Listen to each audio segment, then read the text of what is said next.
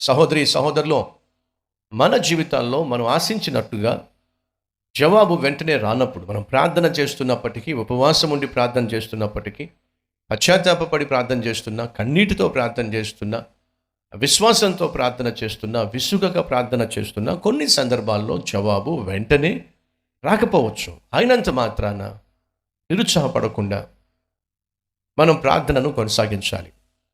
మీరు పట్టుదలతో చేసే ప్రార్థనకు దేవుడు త్వరలో జవాబిస్తాడు.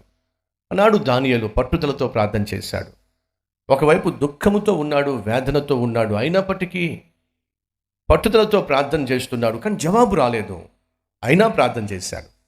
ఈరోజు మనం కూడా జవాబు రానటువంటి అంశాలు ఏవైతే ఉన్నాయో వాటిని బట్టి విసిగిపోక ప్రార్థన చేద్దాం.